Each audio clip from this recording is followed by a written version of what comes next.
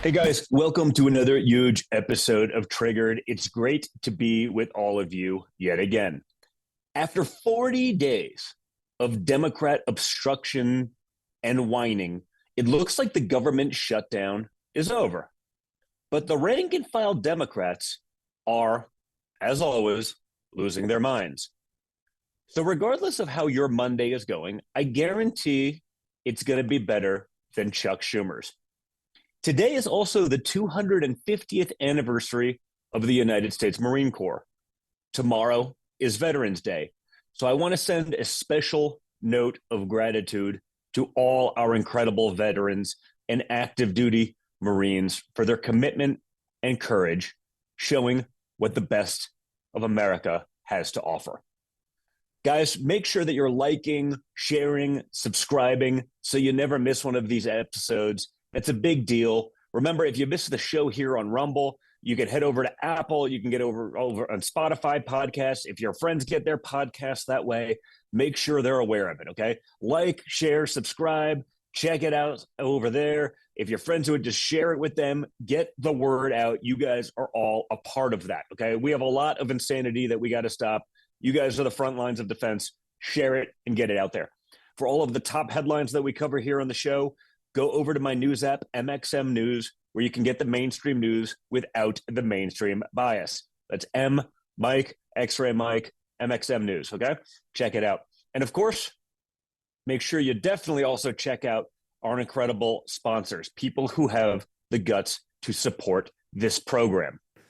And also, guys, don't forget about the Birch Gold Group, where you can diversify your savings and protect your future. The Trump administration is moving fast to right all of the left's wrongs. But with all the damage we've seen the Democrats do, it's always smart to be prepared. And that's why thousands of Americans are buying gold now from the Birch Gold Group. Here are the facts. In the past 12 months, the value of gold has increased by 30%. And Birch Gold makes it extremely easy to convert an existing IRA or 401k into a tax-sheltered IRA in physical gold. Or you can even buy some gold to store in your home safe. Just text my name, Don Jr., D-O-N-J-R, to the number 989898, and Birch Gold will send you a free info kit on gold. There's no obligation, only useful information. It's about learning more and educating yourself. With an A+ rating with the Better Business Bureau and tens of thousands of happy customers, take control of protecting your savings today. Again, text my name, Don Jr., D-O-N-J-R, to the number 989898. And let's be clear, guys. Cryptocurrency is no longer emerging. It's here. And a big move is cementing that reality in a major way. Trump Media, Truth Social, just inked a massive $6.4 billion deal with Yorkville Acquisition Corp. And Crypto.com. They're teaming up to acquire $6.4 billion in the powerhouse tokens CRO to establish America's first CRO treasury. CRO fuels fast, low-fee DeFi, staking rewards, and real-world perks like cash back on your spend. When it's done, this new company will be the biggest publicly traded CRO holder out there. If you want to learn how you can be part of it, head over to Crypto.com today. For more information on the proposed business combination, check out Yorkville Acquisitions Corp's public filings. But again, check out Crypto.com today. We'll begin with a little news rundown, okay? We'll begin on Capitol Hill, where after weeks and weeks, enough Democrats finally said they would break the filibuster to reopen the government. After 40 long days, Senate Democrats admitted what was obvious to all of us all along. They were playing cheap political games at the expense of the American people, and it wasn't working. We're seeing through it, guys. We're no longer believing the lies. We're not believing the mainstream media. We're actually seeing what's really happening in real time, not even in delay. The backlash has been swift and brutal. And now Democrats are going to be forced to answer tough questions from an irate cabal of left-wing lunatics who are speechless, stunned, and really completely besides themselves. But let's be clear about what really happened here. Democrats thought that they could hold the country hostage. They thought they could inflict enough pain that everyone else would fold, but it failed. And I'm not just saying that.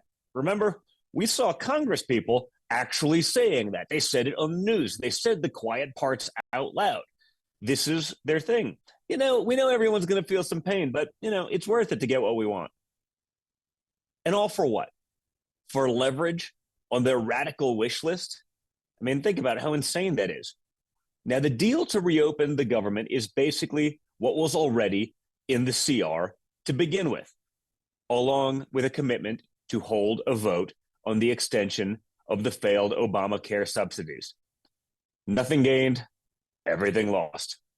The result here is a victory for the White House, for Majority Leader Thune, for my father, who couldn't surrender to Democrat sanity. He wouldn't do it. He couldn't surrender to the insanity, guys. He stood firm. He didn't blink, and the American people noticed. And here's what's really embarrassing for Democrats, guys. Even CNN, the communist news network, even CNN had to admit they lost. Even MSNBC, also known as MSDNC, could not spin this one. When you've lost the regime media, especially those two, when even your own propaganda outlets can't cover for you, you've hit rock bottom. Check this out. It's strange, Dean, to go back to the original sort of part of this conversation of whether he is a good deal maker. I mean, in a way, it seems like the president is kind of getting what he wanted 40 days ago when all this started. He was out there saying that, this is all about Democrats trying to give health care to illegal immigrants. He just said that to reporters moments ago, repeated that refrain that Democrats had actually very successfully pushed back against. Then there's all this energy. In the wake of the election on Tuesday, the president made remarks saying basically, wow, Republicans are being harmed by all of this, acknowledging that he was on his back foot. And now here he is winning again? How did he do it? The Democrats, I don't understand how a Democratic senator goes, wow, we won really big. Let me cave now. I don't understand. That makes no sense to me. Well, maybe to Anthony's point, if they were cynical, like if we wanted just to hold this out until we get through the election and then. Now, Schumer put on some crocodile tears. That's his, go-to move to claim he's voting no. And we'll keep fighting, he's going to keep fighting, guys. He's doing such a great job. He's been there forever and accomplished absolutely jack crap, okay? But we all know what's really going on here. He gave the green light to those 8 Democrat senators to vote yes, okay? He gets to cry on TV. He gave them the green light. So it looks like he's holding firm, but he let them vote yes, okay? I promise you, there's not a Democrat in the Senate that's going to break with Chuck Schumer unless they were told it was okay. He's going to do that so that they can try to bail him out of this political disaster. It's political theater at its absolute worst. Here's lying Chuck pretending to be outraged, guys. He's doing it. He's outraged. Democrats have been fighting to get the Senate to address the health care crisis. This bill does nothing to ensure that crisis is addressed. I am voting no, and I will keep fighting. What a schmuck. And honestly, you all know as well as I do, these shutdown fights are really just a sign of the desperation the Democrats have. It's a sign of their desperation, a sign of their weakness, their complete inability to actually function, because the leadership in the Democrat Party doesn't represent real Americans anymore. They're catering to a couple rich lunatics and no one else. They wanted to shut down the country just like they did with COVID. They wanted to try to use that as leverage to hold America hostage. But this time it didn't work, because when you actually show strength and you don't fold like weak Washington Republicans have done in the past almost every time, voters actually respect you for it. But for Democrats, they are now exposed more than ever. But again, don't take my word for it. Here they are in their own words. We need to do this while we have the leverage. Of course, there will be, families that are going to suffer, but it is one of the few leverage times we have. You reopen the government and we lose our leverage, there has to be an agreement right now. That's what this whole shutdown is about. Republicans control the House, the Senate, and the White House. Frankly, this is our only moment of leverage. The idea that you would give up all of your leverage and then hopefully get some sort of great deal coming down the pike is just a fool's errand. Why are working families the leverage the Democrats need to get Obamacare fixed? It's the only lever we have. Democrats have this one little sliver right now when we've got some leverage here. Some Republican senators have pushed a bill that would pay government workers. I think that just gives the president more leverage. Catherine was basically expressing, in her own words, the notion that our leverage right now are our votes. Them wanting to solve the problem that we want to solve, but do it in a couple of days or a couple of weeks when we've given up our negotiating leverage. Without that leverage, the minority party, would be stuck in the mud and not basically have anything to negotiate. Wow. That's pretty wild. And beyond that, the left's clown car of circus freaks and carnival barkers are having a collective meltdown for all of the world to see.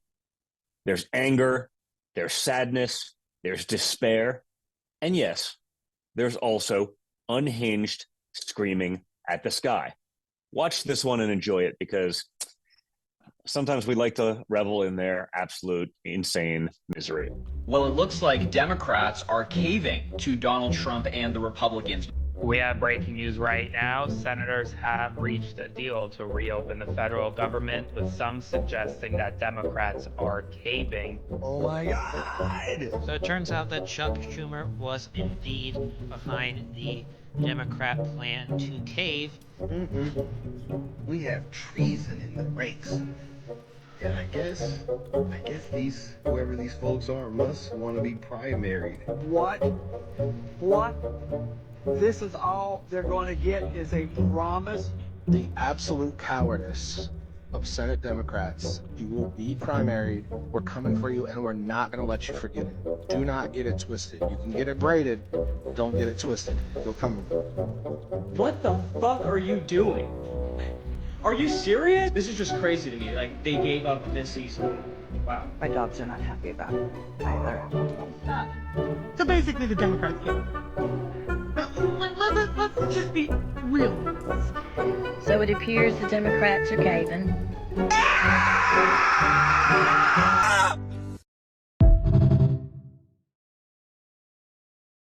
As my father likes to say, sad.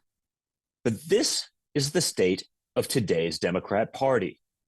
These are the lunatics online telling you you're the crazy one for not wanting, something like free health care for illegal immigrants that you have the privilege of paying for, or perhaps tax-funded trans surgeries for prisoners, courtesy of you.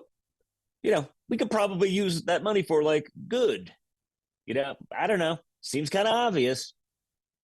Or maybe open borders with absolutely no consequences. That's what they wanted. They're the ones embracing violence. They're the ones who are targeting ICE agents trying to simply do their job and actually enforce our laws. They're the ones cheering on the chaos in our streets. And by the way, there's now a manhunt in Chicago for a savage who shot at ICE agents. I can promise you, it's a Democrat. This barely even made news in the regime media, because they're not going to highlight that, because they understand, even if they're okay with it, even if they tacitly accept it, they can't say anything. If we pretend like it doesn't exist, maybe it just goes away and we can kind of get what we want. Can you imagine if the roles were reversed? It would be wall-to-wall coverage. Breaking news, alerts every 5 minutes. There'd be like the countdown clocks talking about how long it's been going on. But when it's violence against law enforcement doing their jobs, crickets. Check this out. Where is this guy or guys? So obviously for law enforcement reasons, can't get into it, but they're out there scouring all leads, surveillance footage, things like that. We're going to find them. And, we've made it clear that if you put your hands on an ICE agent or a Border Patrol agent, or if you threaten them, shoot at them, throw rocks, we're going to find you, we're going to prosecute you. Yeah, I want to get your comment on this latest offender who dodged deportation for years, and then he gets caught with a DWI after killing a man in a hit and run. He's been in here since 2012. 2011, I'm sorry, he entered in, but he had a deportation in 2012. A long rap sheet right there, grand theft auto. How does a guy like this stay in the country? He had plenty of opportunities to get his paperwork done, but he didn't, and then he escalates to DUI, killing someone. And that's the scary part, Lawrence, about these sanctuary jurisdictions, right? Criminal illegal aliens will go to locations where they know that local police or state police won't turn them over to us. And you look at this case, you have somebody that's been here since 2011, identified in 2012, yet he's still out there committing crime. Had we taken action before, that victim of that DUI crash might still be with us today. But that's the issue that we're trying to focus on, is the fact that when you don't work with ICE, tragedies like this happen. And I really wish elected officials would sit down and talk to angel families, kind of like with Operation Midway Blitz that we have named after Katie Abraham that lost her life to a DUI crash for a guy that wasn't supposed to be here. Those are the victims we're fighting for every day. And it's really sad that politicians won't let us do our law enforcement mission. But of course, the regime media doesn't care about real violence when the victims are conservatives. We've seen this time and time again. In fact, they want the exact opposite. They want us silenced. They want us canceled, and they want us gone. For example, the BBC News over in Britain is now embroiled in a massive scandal after it was revealed they intentionally edited my father speaking on January 6th to make it sound like he was inciting a riot. Remember, insurrection. They clip a little line here, clip a little line here, leave all the context out of the middle, and voila, we have an insurrectionist. They do this every day. They do this on things that are much smaller to have the same effect, but no one's paying attention. On big ones like this, they can get caught. On the little ones, they just change the narrative, they change the fact set, and they make it the gospel, according to the communist left. And now, top executives and editors at the BBC are being forced to step down. Heads are rolling, careers are ending. This all came to light recently from a whistleblower memo from inside the company. But it's the video and the tape that really tells the story. Watch this because it's pretty amazing. The BBC claims to be the pinnacle of impartial reporting. But what if there was an internal dossier that revealed that wasn't the case? The Telegraph has seen a letter that reveals one of the BBC's own independent advisors repeatedly warned that the broadcaster had serious and systemic problems. A week before the US election, BBC Panorama released a documentary called Trump: A Second Chance, and in it, they played the following clip. We're going to walk down to the Capitol, and I'll be there with you, and we fight. We fight like hell. But Trump didn't in fact say this at all. The BBC spliced together two clips that took place 54 minutes apart. So let's go through it again. We're going to walk down to the Capitol, and I'll be there with you. Now, see there, between Capitol and, that's a cut. Here's what Trump actually said. We're going to walk down to the Capitol, and we're going to cheer on our brave senators and congressmen and women. It's different. It wasn't until nearly an hour later that he then said the second part of the BBC's version. We're going to walk down to the Capitol, and we fight. We fight like hell. Now, it's true that a lot of people will still feel Trump's claims that in 2021 the election was stolen were entirely inappropriate and unbecoming of a figure in politics. But irrespective of your personal views on Trump, the question remains, how is a national broadcaster funded by taxpayers on the premise that it will provide impartial reporting allowed to splice together content in a way that one of its own advisors said materially misled viewers? But if members of its own editorial standards committee have no faith in the broadcaster, you have to ask, should we? And guys, it's not just the BBC. It was the same story when CBS edited Kamala Harris's 60 Minutes interview to make her actually sound like she's not a total imbecile. They tried desperately to make her sound coherent. And then you realize, like, man, the answer she's giving had nothing to do with the question, which actually checks out for Kamala Harris. They just happened to splice things from another part in there to make it seem like there was something going on up here in her rather vacuous cranial cavity. These aren't journalists, folks. They're Democrat operatives with press passes. Remember, the same people that want you censored for disinformation are always the ones doing it themselves every single time, right? This is the Hillary Clinton playbook.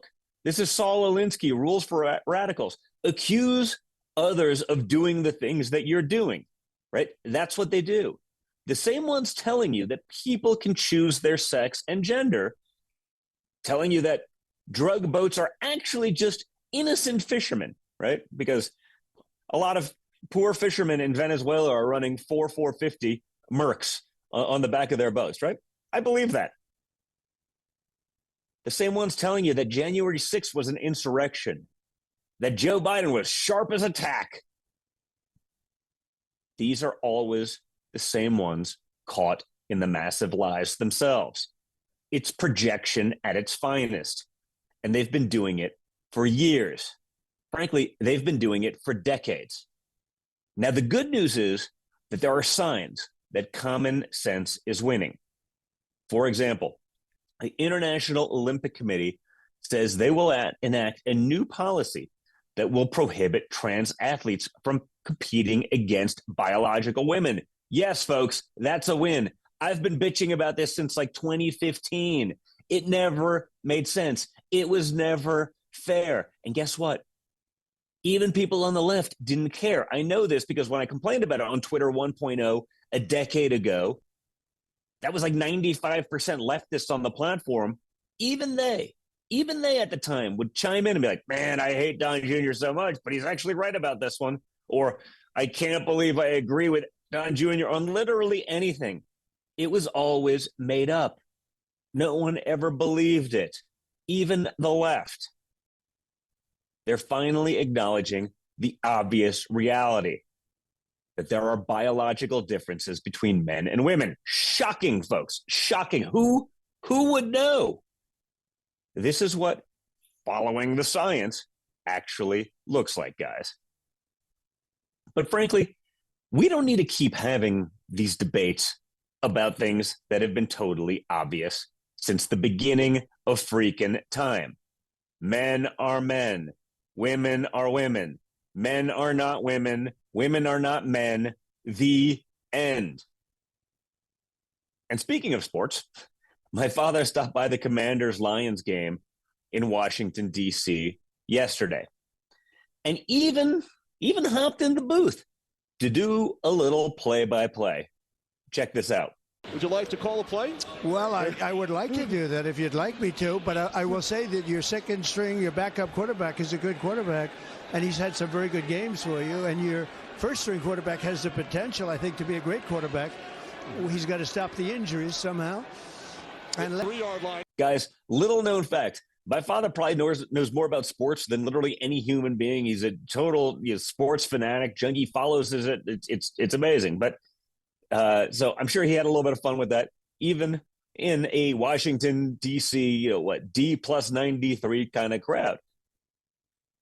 But my father's also involved in helping bring a vision for a new stadium at the old RFK complex to life, to actually restore D.C. to what it once was and what it can be. That's the difference, guys, between a builder and a politician. the difference between getting things done and sitting in on meetings. And by the way, can you imagine for 1 second, even like a half a second, Joe Biden trying to do a play-by-play? Kamala, Chuck Schumer. It's why I always called my father the blue-collar billionaire. I said that for years. I used to get crapped on all the time for, how dare you? He's the glitz and glam, and he does some of that, but like, well, the reality in the end, he's a regular guy. It's why he was good at politics, because he's authentic, and authenticity is everything. He was able to talk to regular people because he dealt with them his whole life, because he dealt with construction workers on job sites, actually building. The Democrats, guys, are a party way past their prime. And it's why Nancy Pelosi finally announced she's retiring from Congress. Okay? The old guard is crumbling. Their time is over. In Nancy's case, maybe she'll just go on to be one of the great traders on Wall Street of all time. Or maybe she's just made so much freaking money, she doesn't need to keep doing politics anymore. But here's what Nancy won't tell you in her retirement speech. Guys, she made over $100 million in the stock market while in Congress. Okay, think about that. $100 million while in Congress, making what, like $150,000 a year salary? I mean, that's one hell of a return on investment, folks. Her husband just happened to buy tech stocks right before major legislation. I'm sure he knew nothing about it. Just happened to sell right before bad news almost every time. What a coincidence. I mean, she should really give Warren Buffett some lessons. And they want to lecture us about income inequality? Humble public servant Nancy Pelosi made $100 million on a $135,000 salary, whatever it is. And I'm not sure my father broke anyone the way that he broke Nancy Pelosi. He got her to defend MS-13 gang members, calling them divine sparks. Remember when he called them animals? How dare you? They're not animals. They're divine sparks. And think about how insane that is. She ripped up a State of the Union speech on live television. Again, political theater. She's been a complete train wreck ever since my father won back in 2016. And she's never recovered. He's living in her head rent-free. And she told CNN that my father is the worst thing on the face of the earth. I'd argue it's her, but, potato. Wow. So much for civility and tolerance and unity. So much for when they go low, we go high. Again, it's always projection. Okay, they say these things, they never hold them to those standards. Check out Nancy Pelosi. He's just a vile creature, the worst thing on the face of the earth. But anyway. You think he's the worst thing on the face of the earth? I do, yeah, I do. Why is that? Because he's the President of the United States and he does not honor the Constitution of the United States. In fact, he's turned the Supreme Court into a rogue court. He's abolished the House of Representatives. He's chilled. Although I will say this, with Pelosi's departure, it really does mean that the patients are now running the asylum inside the Democrat Party. The communists are now in charge. The radicals have taken over, and they are ready to take a one-way trip to Crazy Town. And they want to drag us all with them. Think about it, guys. Just look at who's taking over. For example, here's the new mayor of New York, Zohran Mamdani, laying out his plan to create government-run city communes, where communism probably comes from, folks, to replace private housing. Yes, guys, this is a real video. This is not satire, folks. This is not a joke. This is what they actually believe. When they tell you who they are, believe them. Listen to them very closely. Watch.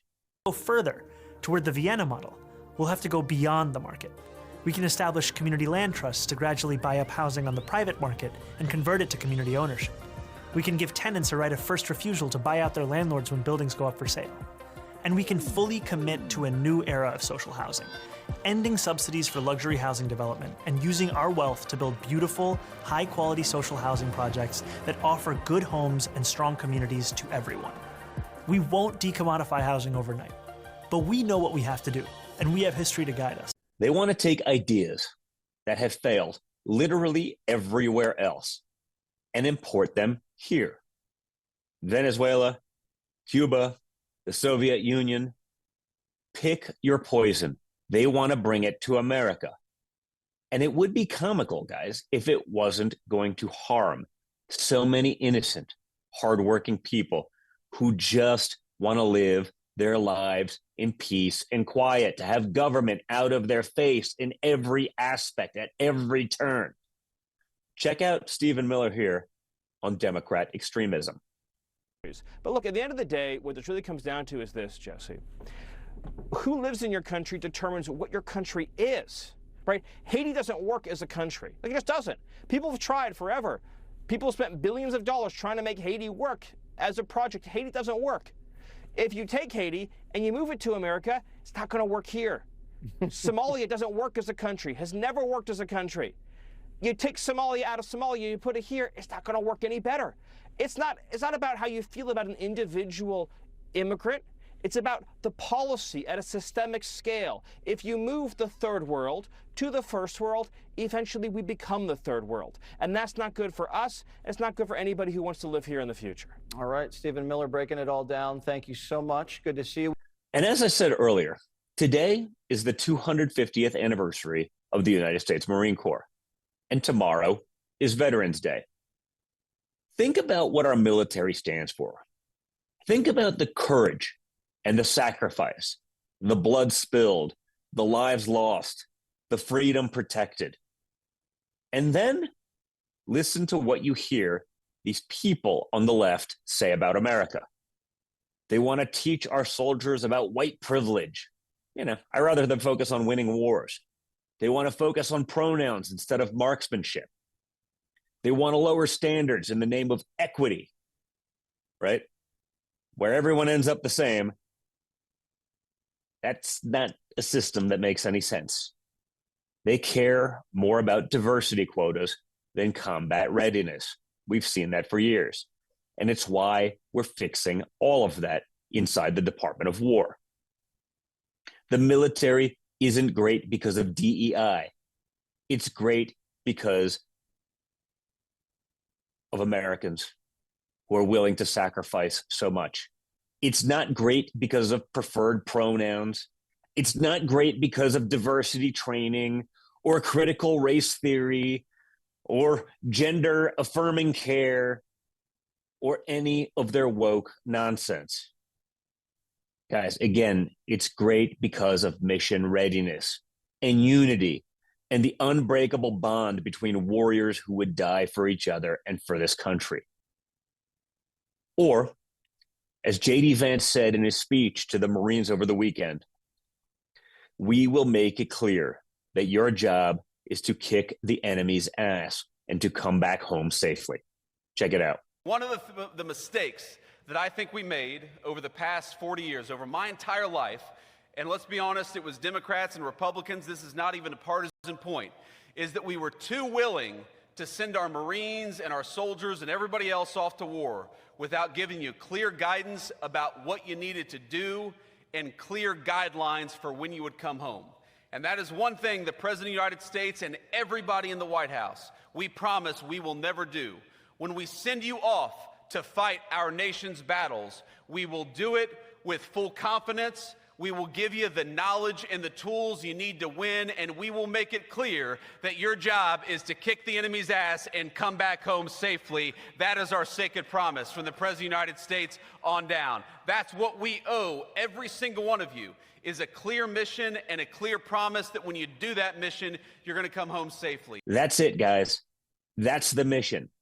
Not social experiments, not political correctness. It's about winning hard and winning fast. here's a new recruiting video from the United States Marines.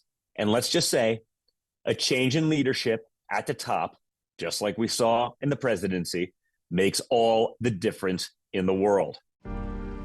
For 250 years, Marines have celebrated their birthday on November 10th. From cake cutting to toasts with fellow Marines, this day has always been a time to celebrate our history.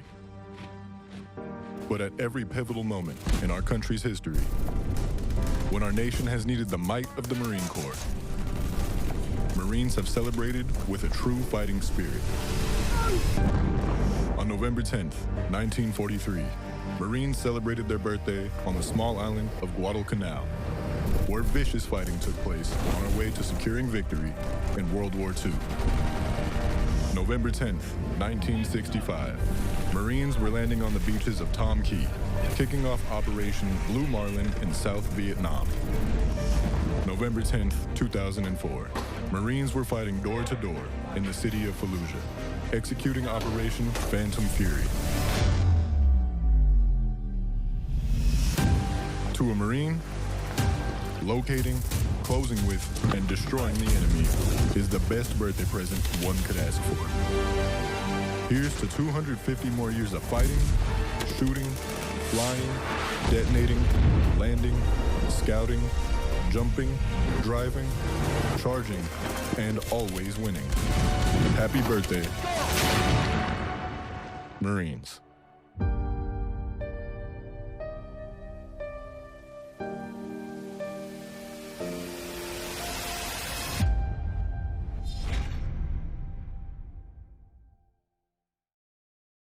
That's the America we're fighting for, guys. That's the America we're restoring. And that's the America that's coming back, whether the left likes it or not. So, guys, thank you so much for tuning in. Remember to like, to share, to subscribe. Check out our incredible sponsors down below in the video description. Download the Rumble app. Put the Rumble app even on your smart TV at home so you can watch on the big screen with your whole family. Again, like, share, subscribe. Do all of that. The like takes 2 seconds. Do it right now before you tune out, okay? Share this with a couple of your close friends or your chat groups where you talk about politics. Get it out there. Again, you guys are the front line of defense when it comes to getting the truth out there.